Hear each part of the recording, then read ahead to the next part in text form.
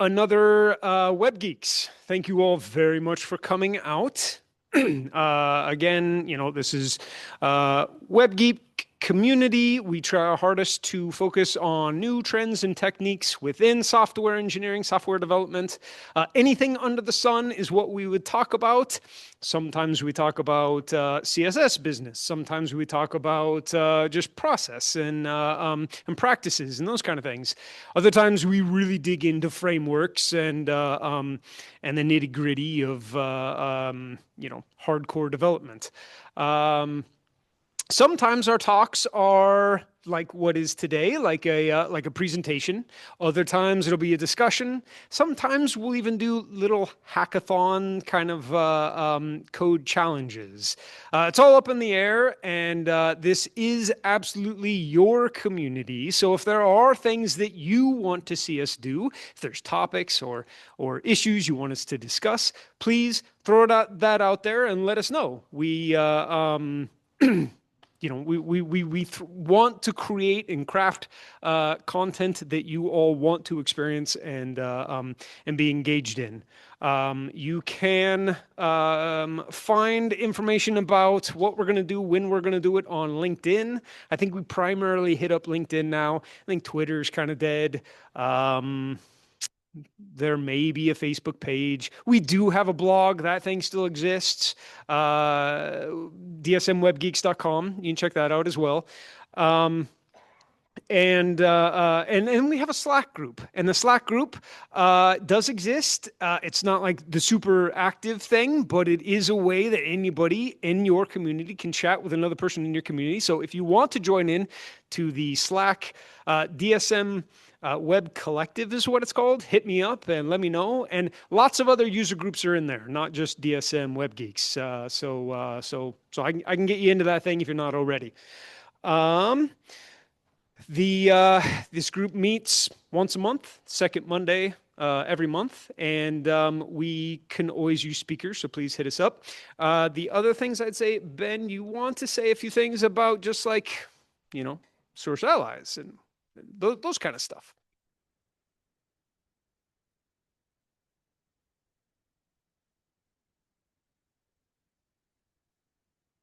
Thank you. Yeah. All right, well, welcome everybody. I've been co-organizing Des Moines Web Geeks with Justin for the last, 3.5 years. It's been a long time, but we're happy to host you here at Source Allies. Please take some pizza if you want. Pop or some adult beverages in that electrical room. There's a fridge. You can grab anything you like. Wi-Fi is up there on the whiteboard, and restrooms are upstairs through that doorway, and take a right. I'm Ben. I'm a recruiter here at Source, and love to shake your hand after if we haven't met. Thanks for coming. Awesome. Okay. All right. So why don't we jump into it? Today, I'm going to talk to you all about extreme programming. Specifically, this talk is kind of like, I don't know, like we're going to stick pretty close to the book Extreme Programming. This is what we're talking about. It's kind of like, I don't know if you want to call it a book review or whatever, but I'm specifically talking about the concepts within this. I hear an echo. Means this dude had his volume up. It doesn't anymore. I think we're okay now. Yeah, so let me start my slides too. Okay, cool. So yeah, so this is not supposed to be like an exhaustive, in-depth, you're not going to walk away with this completely understanding the concepts within extreme programming. I just need you all to be aware of it and be practitioners of it so that you can use it in your daily life and then dig in further. I'm going to give you as much as you need to be able to do that, but there's certainly a wealth of information out there that you can dig in further and find out more about. This is just kind of like an overview talk, if you will. Okay, so before we dig in to everything, it's important to note that like specifically what we're talking about. There are a few, there's two editions of this thing out there. The first edition is not very good. It's missing a lot, and you could probably find it for free as a PDF with a pretty easy search, but it's not really worth your time. The book that we are specifically talking about is Extreme Programming. The Extreme Programming Explained, Embrace Change. This is the second edition, and it's by Kent Beck. If you can find that book, I would strongly recommend it. I bought this thing for like $3 on Amazon. Cost $5 shipping, so whatever. But it's easy to find still, and I would encourage you to do it. You should have this book. You should refer to it often, or at least read it, or whatever. I am an Audible person, but this thing is not on Audible, so that kind of sucks. I had to manually read it like it was a freaking dinosaur age. The book is great though. The first edition, stay away from that. You should know that some of this is probably going to seem redundant. A lot of these practices and principles and things that this book talks about, you already do, or you have heard about. The book was created and published late 90s. It's been out there for so long that a lot of what we do today is based on some of these principles and practices. And before that, decades before, Kent Beck and his buddies took all the best practices and the things we did through the many years of software development and put it all together and kind of like created this, what you could call as a framework or an ideology or just like this best practices package. It's a collection of all the things that we should do. The other important thing to understand is that this is kind of within the Agile world a little bit, but the Agile process depends on XP. XP does not depend on Agile. So you can do Agile without XP. It's just not going to be great. It's going to be kind of crappy, actually. And that's not me saying that. That's the author of this book and other authors out there that talk about Agile and those processes. XP is, kind of like the core values and everything you need to be a confident and successful developer in your career. And it's, you don't need Agile for that. Agile is just like an aid to this. All right. So, who is this for? Who would care about this? Who's the audience here? So XP is a flexible framework useful for a wide range of team sizes, from solo developers to large multi-team projects. It provides concepts that can scale with your code base and your team size. So if you're a single developer working on your own stuff, you do freelance, you do consulting on the side, whatever. You can absolutely use the concepts within extreme programming. You will find lots of benefit and lots of value out of that. If you're on a giant team that you can share a pizza with, you can also use every bit of extreme programming, and everyone will benefit and see value out of that. What is XP used for? So by adopting XP, developers can create software that is more reliable, robust, and of a higher quality. So the core outcomes, the thing that you're going to get by using this book and putting these principles and these practices into play, is that your work will be of higher quality. At least that's what it professes. If you want to build applications, scalable applications that are easier to use, easier to maintain, if you want to make your quality of life better just because you implement these practices, this is a good book. This book is for you. This book will do that for you. And finally here, why? Why in the heck would you even want to approach or pick up this book? So the core of XP lies in treating software development as a craft. It encourages developers to take on a higher level of responsibility and care, leading to more meaningful and impactful work. So within this book, there's many references to like doctors and like this ethical code and lots of other kind of founders or authors at this time that talk about DevOps in general and agile process. They all kind of talk about this as as something more than just a 9 to 5 job. This is you're going to take what you do as a little bit more of an understanding of this is a craft, this is a trade, this is something that you put the time into, and it's kind of elevated by that means. The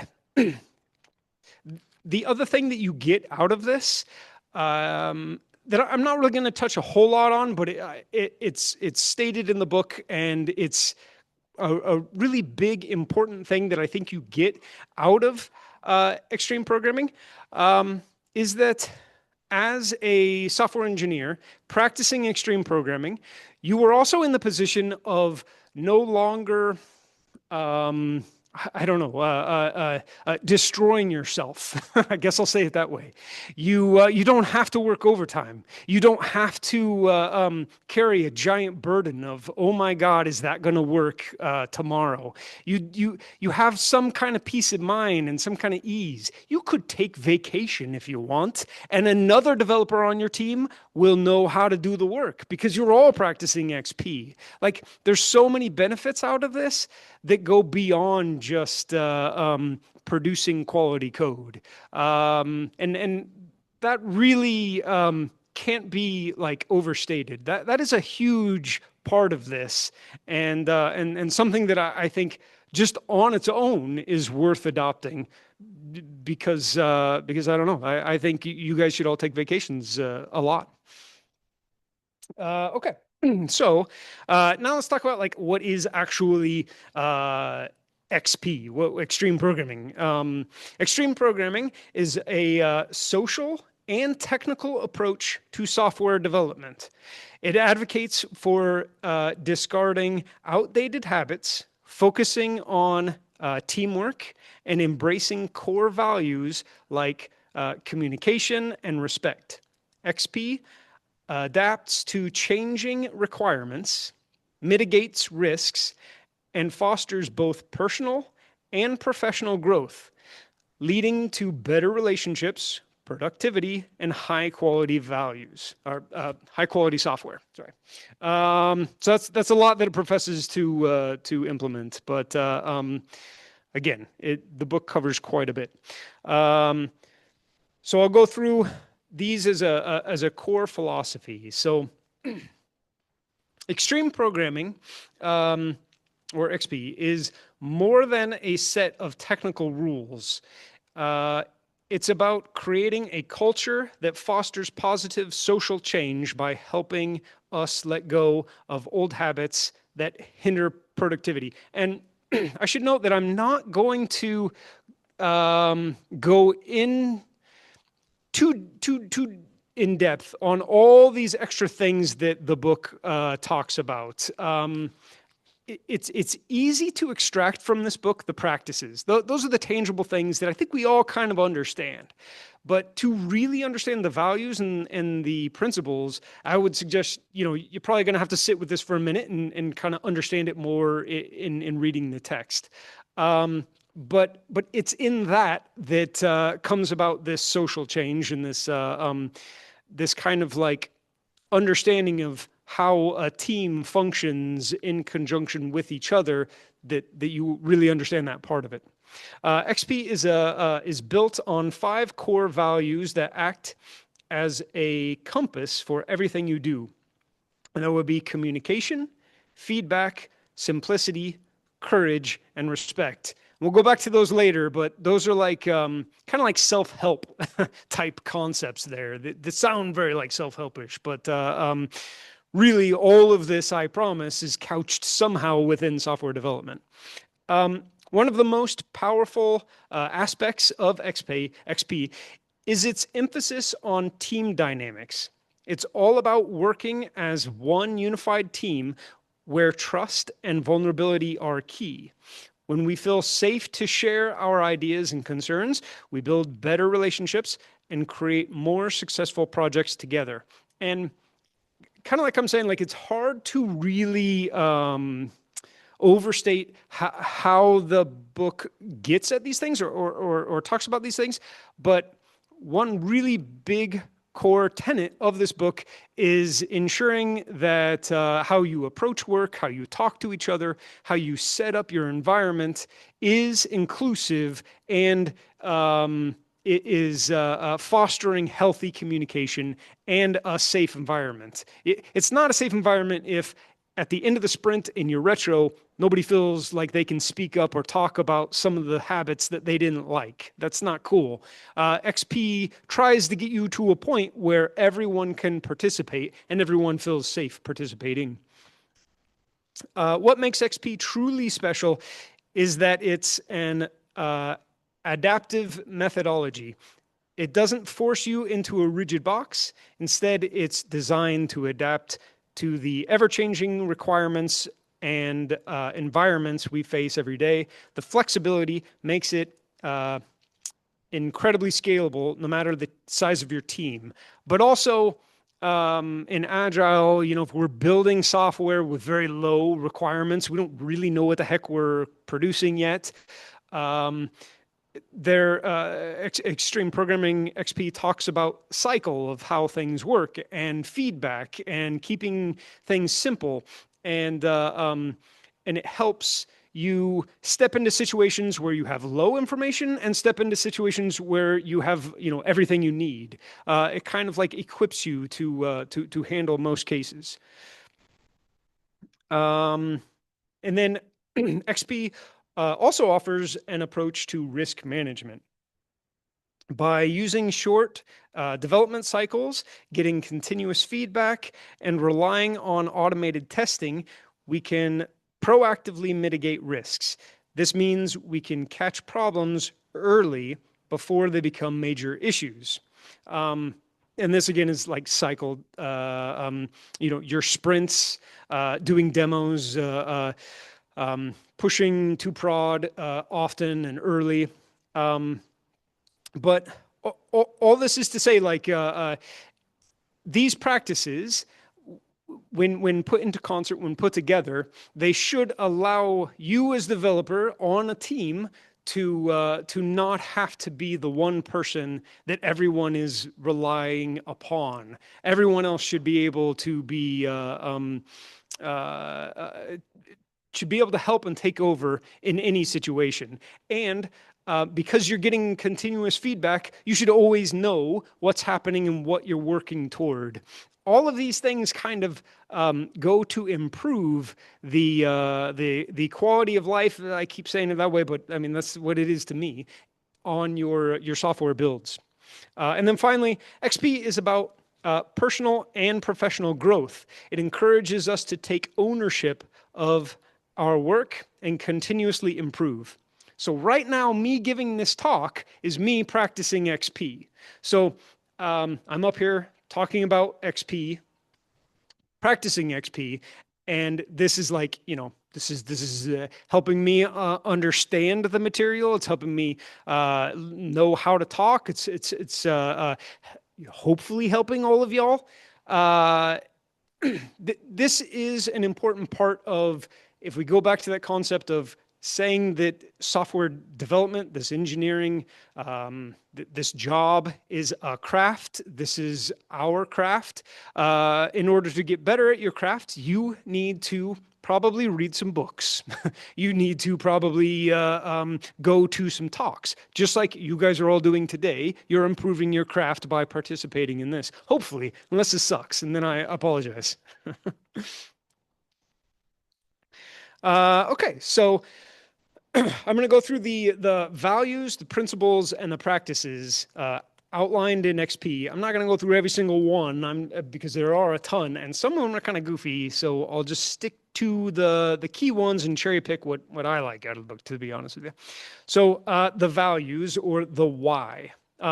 So you have to have a core set of values to just have some kind of buy-in or reasoning to why in the heck we're doing any of this. And these values, if you kind of go back to, they should answer why you're continuously putting any of this in practice, or putting any effort at all into this stuff.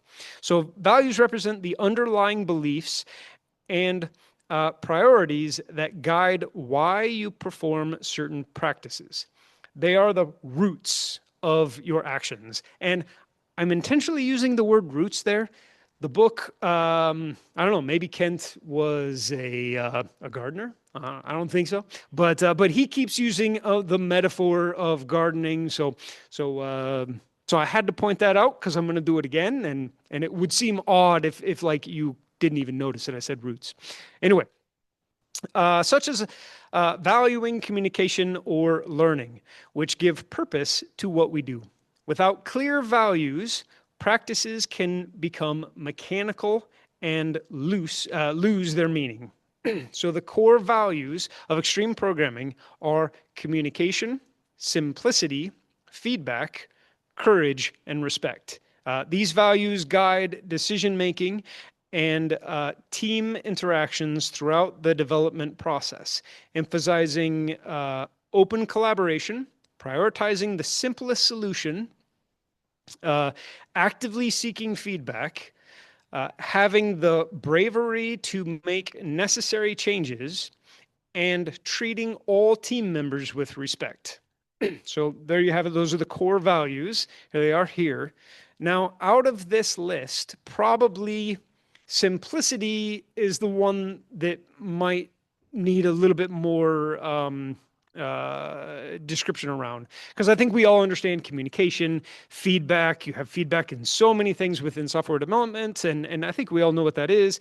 Courage maybe could use a little bit further of explanation, but I think we all get the idea of this. You kind of have to live in courage, in my opinion, and then respect, I think we know what that is, but simplicity. So this is probably the most mentally intense concept.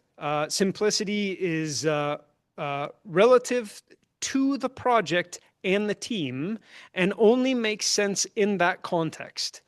So by using the subjective qualities of, is it testable, is it understandable, is it browsable, and explainable. This is an acronym that Beck describes as TUBE. One can assess its simplicity. So in this software build, in this code base, can our developers on our team explain it to someone else? If they can, then we're green. We're in the good. If they can't explain it, then we're not doing something right. Something is wrong. This is a code smell. That's kind of the concept of simplicity. Okay, so the practices. These are probably the things that we're all most familiar with. So practices, these are the specific everyday actions you perform, like writing tests for before changing code in software development, or digging and planting a seed in a garden. Okay, so it's metaphor. They are clear, objective tasks that you can start with, even if you haven't yet grasped the deeper meaning behind them. So, for example, writing tests before changing the code.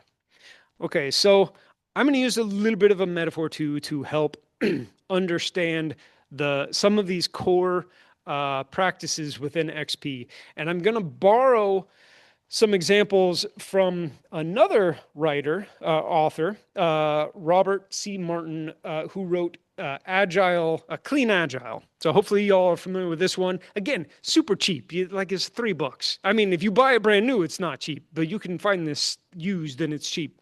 In this book, I feel like, so I think Robert or Uncle Bob, whatever you want to call him, I think he is a little bit better of a writer. I think Kent is like not the best writer. So XP is kind of a challenge to really get a hold of, I'd say. You can understand the practices and whatnot, but there's some that he kind of falls short on. Clean Agile does a really good job of helping as like a as an aid to extreme programming and really understanding these concepts. So anyway, I'm going to use this concept of the circle of life, which is Ron Jeffries developed this, and all these authors that I've just mentioned are also the core developers of not agile DevOps. These dudes like know what they're talking about, and they're like the OGs. So if software engineering had like some kind of theory, some kind of like underlying ideology to learn, like this is where that theory comes from. If you want to think about it that way. So in this ring, this circle of life of a project of software engineering, software development, this is how we're going to use a metaphor to think about these practices within XP. So the outer ring, we're going to call this as the business-facing practices. This ring is focused on the relationship between the development team and the business side, similar to the scope of like Scrum. So planning game, you've got that far off on the side. It says planning game. The planning game practice plays the central role of this ring. It tells us how to break down a project into features, stories, and tasks. It provides guidance for the estimation, prioritization, and scheduling of those features, stories, and tasks. And yes, like the book goes through and explains on how to do this, which is very important. As a software engineer, you should know and understand this concept. You should be able to perform this task. Again, if you do not have a delivery lead or a account manager or somebody helping you set up your sprints, do all these things, you need to jump in and you need to be able to do that. And that's kind of like this whole team concept. The small releases, delivering working software to the customer in short, frequent increments. Kind of you understand that one. Acceptance tests. These provide the definition of done. Tests written from the customer's perspective to verify that a feature is complete. And then finally, whole team. The idea that all roles, developers, testers, product owners, etc., are part of a single collaborative team. Again, these concepts are more fleshed out within the book. So if you have questions on these, I'd encourage you to go there. I can answer any questions if you want, but we'll go on. So the middle ring, this is the team-facing practices. So these practices provide the framework for how the development team communicates with and manages itself. So a sustainable pace, working at a consistent, maintainable speed that allows for long-term productivity and avoids burnout. And again, throughout this book, there's many points where, you know, if you adopt these practices or if you really look into how this thing works, it can help. It can help a lot. And if burnout is something that you honestly are suffering from or experiencing, I would encourage you to read this book ASAP. Collective ownership. All team members are responsible for all parts of the code. Anyone can change any part of the system at any time. This one's obvious, like if you are a single developer on a single software project, you're the code owner. You own every aspect of everything. But if you're on a team with other people, you have to share that responsibility and you should know how to do and work every part of that project. Continuous integration, integrating code changes frequently to avoid complex, painful merges later on. And then I'm sure we all understand how to do that. And then metaphor, this one's probably more complicated, using a shared unifying story or an analogy to describe how the system works. And metaphor is kind of a little bit of a complicated one to be able to explain. Um, but it is oh so very important. And especially on a team, it's really helpful if you all have some way to communicate in some kind of like shared understanding. It's a practice explained here much better than I can do in the book, but something you should definitely be aware of. The innermost ring is programmer facing practices. These practices are for individual programmers to ensure the highest level of technical quality. So this entails pair programming, where two developers working together at one computer, one writes code while the other reviews and offers suggestions. Hopefully you all are pair programming. If not, hopefully you can. Simple design, always striving for the simplest possible solution that meets the current needs. And then test-driven development, or TDD, a development process where you write a failing test, write just enough code to pass it, and then refactor. And like that one bullet or that one that one piece right there is pretty big. That's a huge part of software engineering and what we do. And test-driven development shapes a lot. And I would say that like you can learn about test-driven development, TDD, within this book, but there are many other books that I would encourage you to read about TDD and maybe put that in practice. Maybe do one of those coding dojos that we have done here, and just push yourself to do some TDD. It's an incredible useful tool. And then finally, out of these principles or core principles within extreme programming, we have principles. I didn't say that right, but so acting as a bridge between values and practices, principles are the domain-specific guidelines that help translate abstract values into concrete actions. So, for example, if you happen to have a garden, let's say, all right, and someone says, yo, if you plant your marigolds right next to your strawberries, it would help with pest control. Okay, cool. So you just do the thing as a practice. The principle of companion planting, right? That's using the marigolds to repel pests from the strawberries. So companion planting informs the practice of planting them together. So you could imagine if you learn about companion planting, there's probably some other stuff that you could do that is not just marigolds and strawberries, right?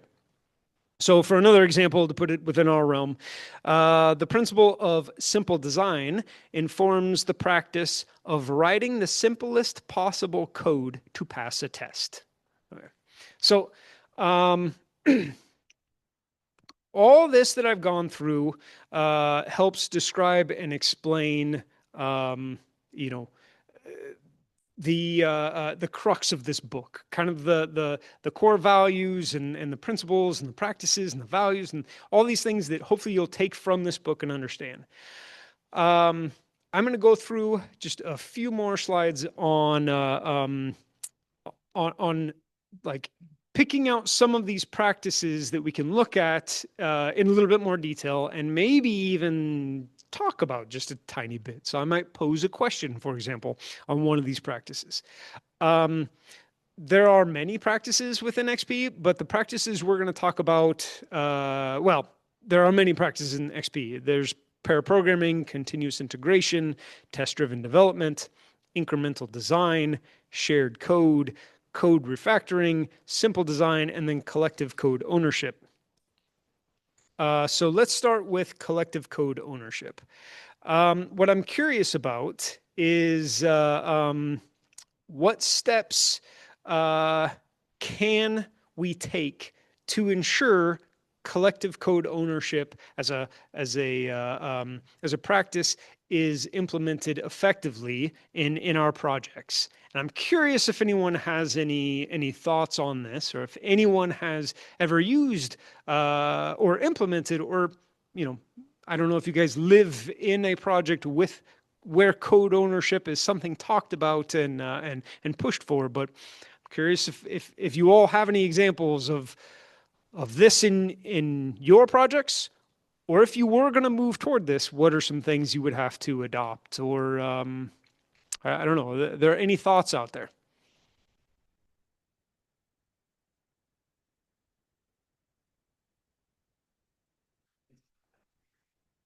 It had it in theory. Yeah.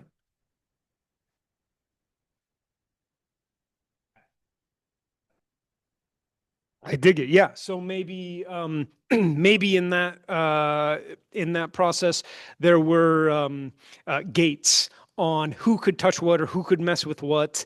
Maybe there was infrastructure that no one could have access to per se. And so one way you could implement code ownership is by removing that barrier and bringing some other engineers into that world and allowing them to see it. Then who knows? Maybe that one dude that does all the infrastructure stuff could take a day off. That might be kind of nice for that person. I don't know. And I don't know if anybody else has any. That's a great example. I don't know if anybody else has any thoughts.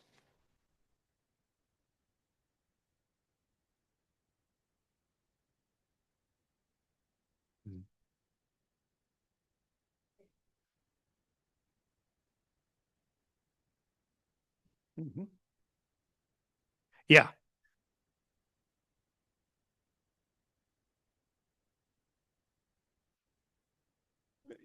great example there. Yeah, and that would create silos. And so we've got situations where uh, if a feature needs to be implemented or something needs to be worked on or something broke, we have one person only that can maintain, manage, or address that problem, which puts us into a really awful situation because I desperately want to take vacation and I can't because I got to do the one thing that this guy can't do. Yeah, that's awful. Yeah, thank you for sharing that.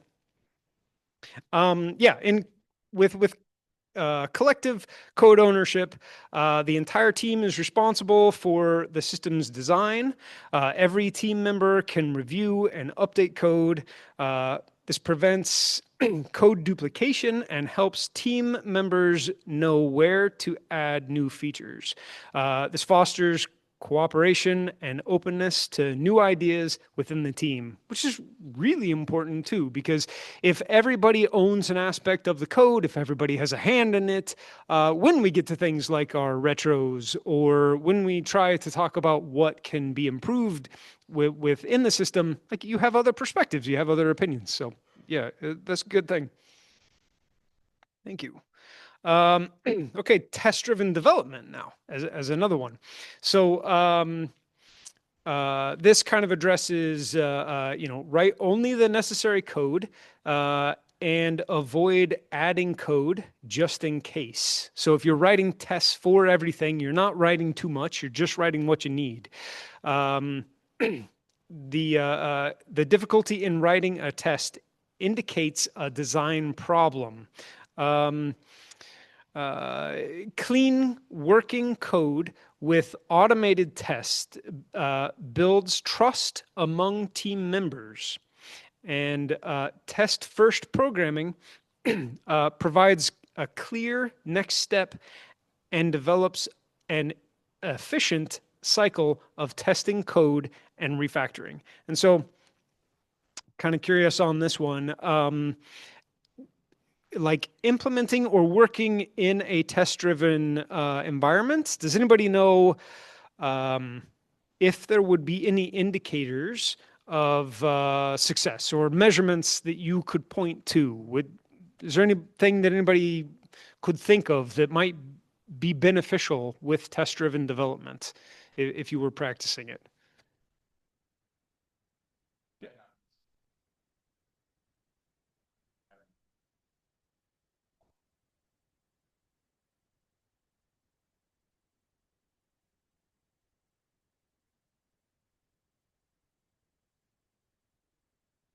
Yeah. Yeah, yeah, exactly. So the test coverage being there or allows you to be more efficient later on. If you have to step back into a code base, if you need to implement a brand new feature, understanding that that code base is well tested gives you the confidence to make those changes. Yeah, 100%. That's a huge benefit and makes you speed up. Yep. Yes, exactly. Yes, which was a huge benefit in long-term maintenance of a project. If you end up pulling in some aspect of, I don't know what it is, but something that is really hard to test and really hard to work around, eventually that thing is going to harm you.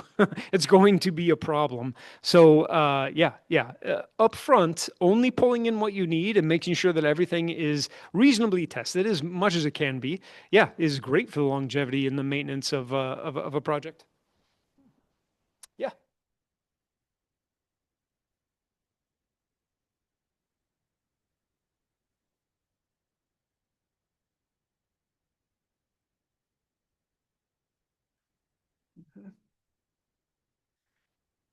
Indeed, yeah. I mean, tests as your documentation. In fact, if you're stepping into a new code base, you have no idea what's going on. You can look at that test suite, and you can easily or reasonably get an understanding of what this thing is supposed to do and how it's supposed to function. Yeah, unit tests are a great way to understand methods. Yeah, awesome. Okay, so in pair programming. Um, so writing production code with two people at one machine is what this is. Um, Partners should sit comfortably side by side, sharing the keyboard and mouse. This involves simultaneous programming, analyzing, designing, and testing, aiming for better code. Pair programming is always for solitary thinking. It allows for solitary thinking when needed. So it's not like a rigorous thing. You have to sit there and you have to pair program the entire time. You can take a break. Most pair programmers, and this is directly from the book. This seems like this would kill me, but most pair programmers can pair for about 6 hours a day. Yeah, that seems like a lot. Yeah. Franklin, you're awesome. I don't know if you and I can sit and stare at each other for 6 hours. That seems like a lot. But they do say, frequent rotation of pairs is encouraged, with some teams switching every 60 minutes or every 30 minutes for difficult problems. Switching at natural breaks is also effective. But pair programming is absolutely a huge change to like I forget there's a darn, I forget what the heck the phrase is, but just like TDD, when you practice TDD, it's going to inform the shape and the look and the structure of your code base. Pair programming will do the same. Can anybody think of a time when you were pair programming led to a better outcome, or possibly not pair programming led to a negative outcome? Anyone give an instance of either?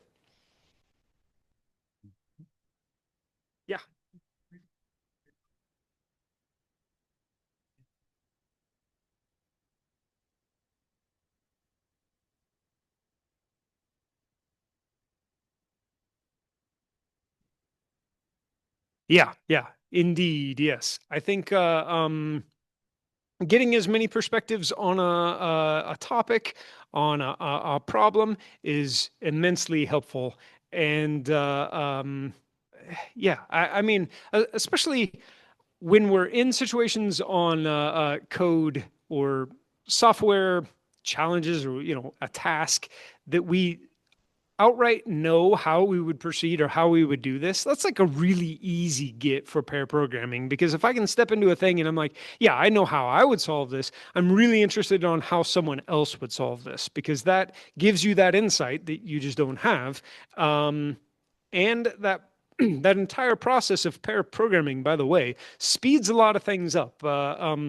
I no longer now have to explain this code to someone else because we work together. They inherently know. Yeah, those are all great. Yes,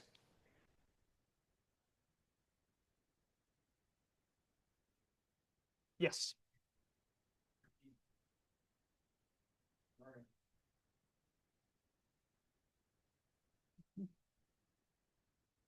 100%. Yes, yes. Um, okay, so the final one here, the final practice that I have here is incremental design. Um, continuously invest in system design daily, aligning with current needs. Um, this design investment should match the system's needs at the moment.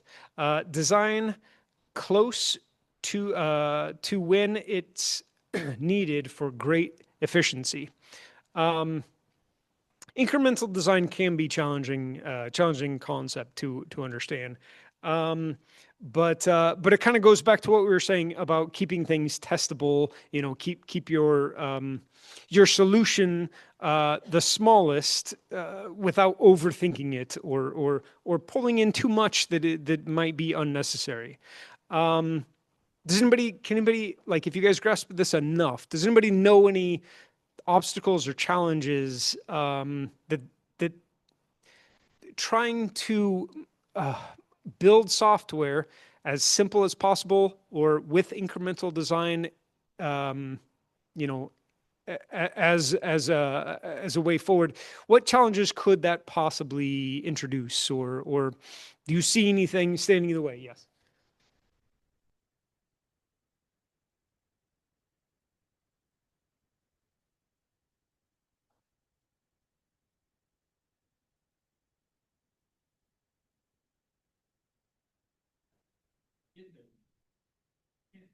Mm.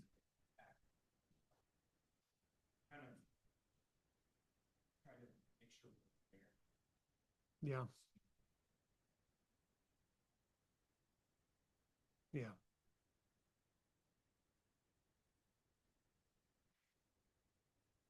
Yeah, I definitely think this is a tricky concept to navigate. It helps with experience. Did you have a comment? Yeah.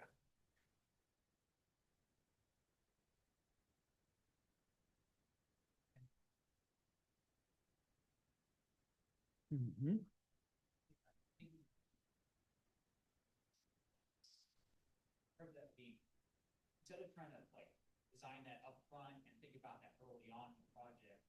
Hmm.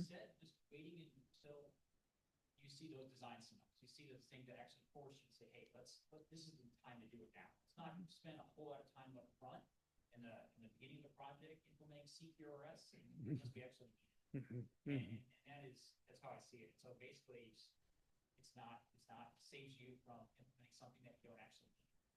Hmm. Hmm. Yeah. Yeah. Those are all awesome points. Um, and yeah, and I think we're right up to the end of my talk here. So the last thing I just want to say is, like, I would hope that you all consider applying these concepts to your work. I think it is very worth it and very useful, and I think you will find benefits, even if you adopt, you know, like 80% of what this book is talking about. Um, the last thing I'm going to leave you with here is, so I don't know how easily you can see this website. Probably not at all. Not too important. Extremeprogramming.org is where this, you know, most of this source or material comes from. Not all of it, but it's kind of like explained there. And you probably don't have to dig too much into the book if you read that website. It is a very awful looking website. The thing was probably built in the 90s and then they didn't ever change it. But it has all very useful information. One thing that it has is a book list, and these are the books. It's probably hard to see in the back. They are, again, are on that website, extremeprogramming.org. And and as I was saying before, extreme programming has like many different flavors, embrace change and installed and a whole bunch of other ones. But there are many on this list that are absolutely worth digging into and reading more about. And one of them that I'm going through myself, I thought it was on refactoring. Yeah, refactoring, improving the design of existing code is freaking awesome. I would highly recommend that one. Anyway, that's all I have to talk about, y'all. I don't know if anybody has any questions about this stuff, this material, or what. Yeah, yeah.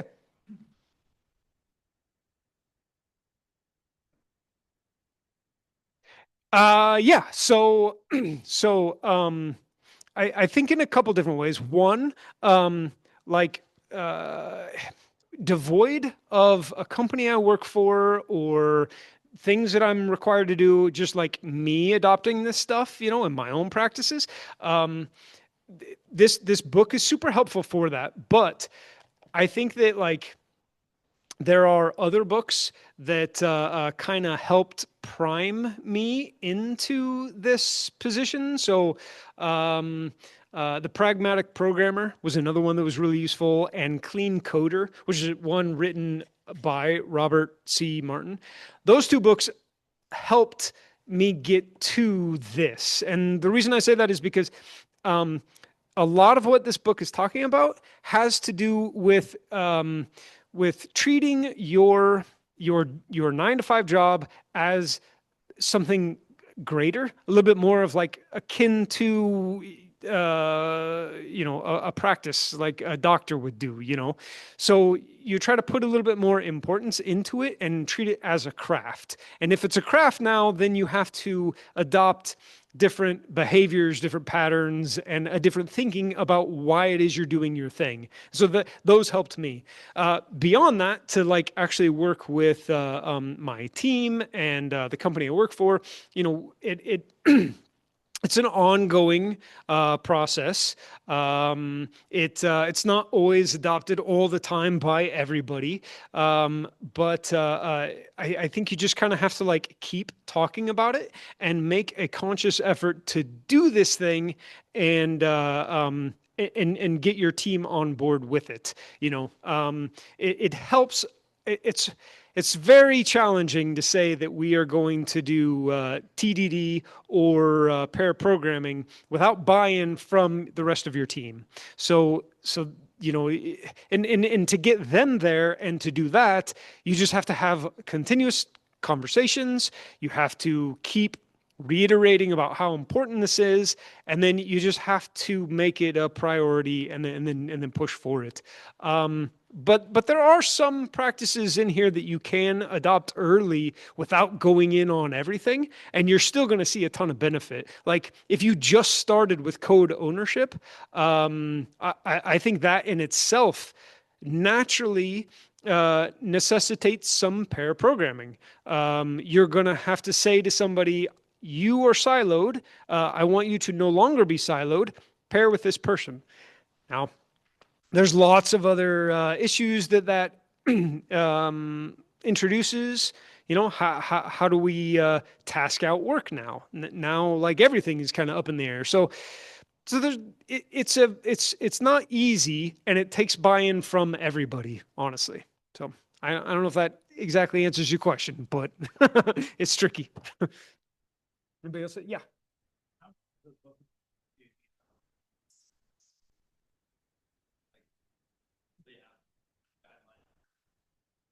Um, yes. Yeah. So it definitely does, and it definitely goes into that quite a bit. One as being a core value, but also as a practice, and that's kind of like the Yagni, you ain't gonna need it concept, and a few other ways of approaching that.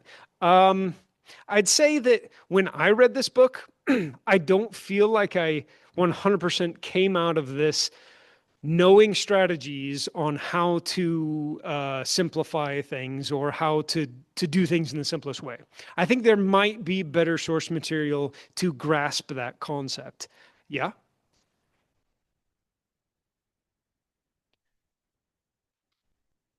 Sure.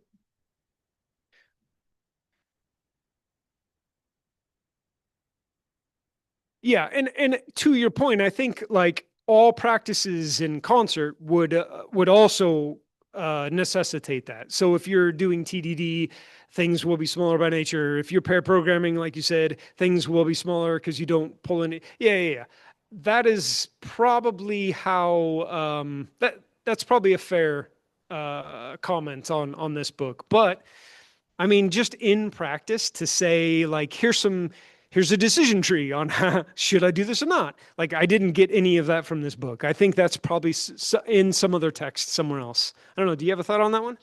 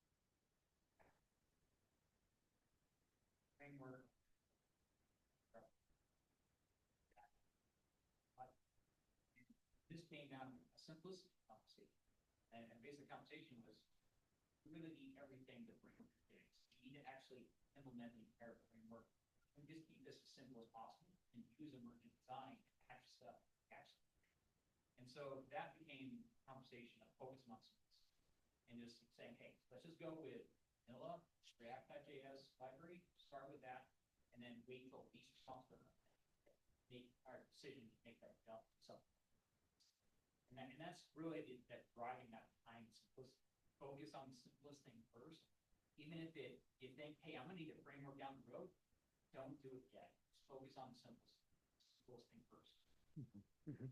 Yeah. Thank you. Anybody else have any thoughts or questions? No. Yeah. Yeah.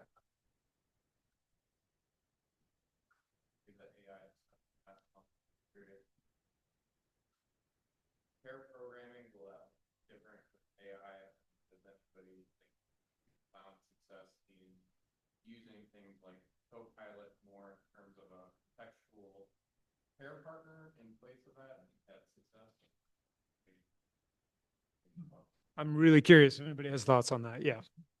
And I'll restate it just so so we all know. The thought of what does the shape of pair programming look like with AI agents and the like. Yeah.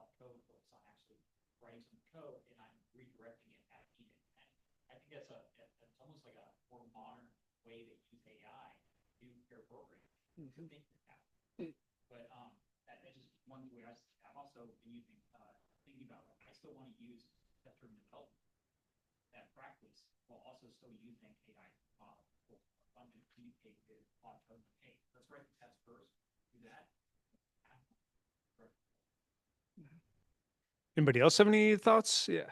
Yeah.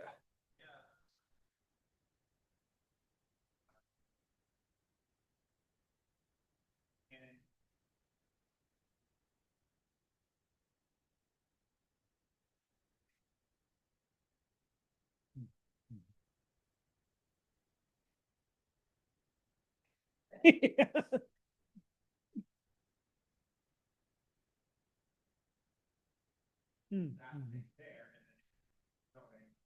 Yeah.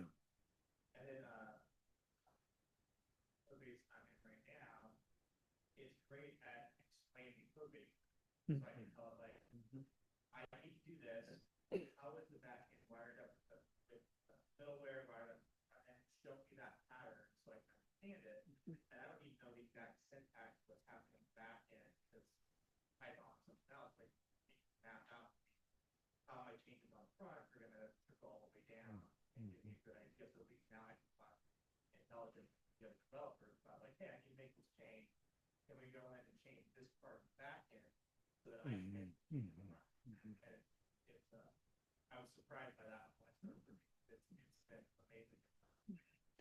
Did you have a thought?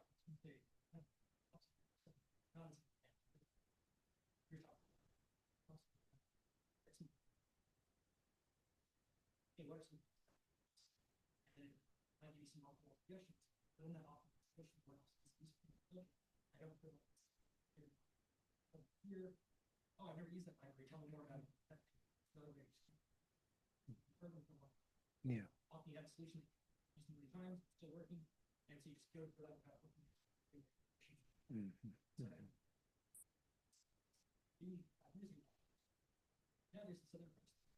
Yeah. Yeah.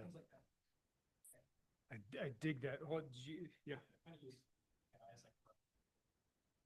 Mm-hmm.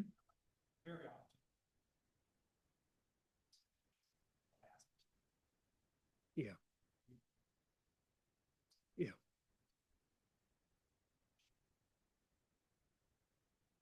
Mhm. Yes. Yeah. I think that's a good, wait, did you have a point?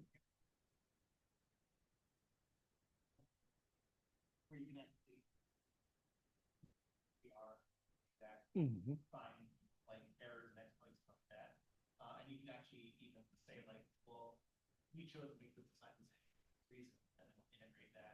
Mhm.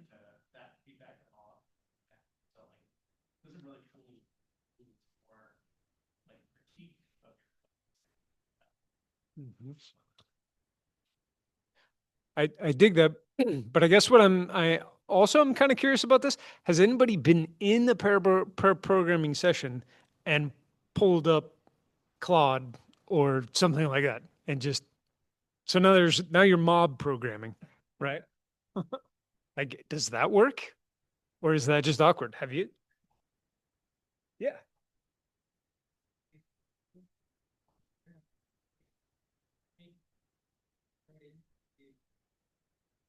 Oh, nice. Okay.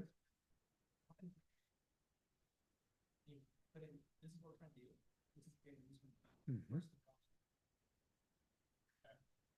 I like that. That's awesome. Very cool. Very cool. Awesome. I don't know if there's any other thoughts that we want to throw out there, but if not, we could probably call it, y'all. Cool. Right about an hour in. So thank you very much all for coming out. And I will say this whole presentation will live on twitch.com/DSM Web Geeks for 2 more weeks. And then it'll drop down and sit on my computer for another year before I finally upload it to YouTube. But that's the final destination that I may get to someday. Thank you.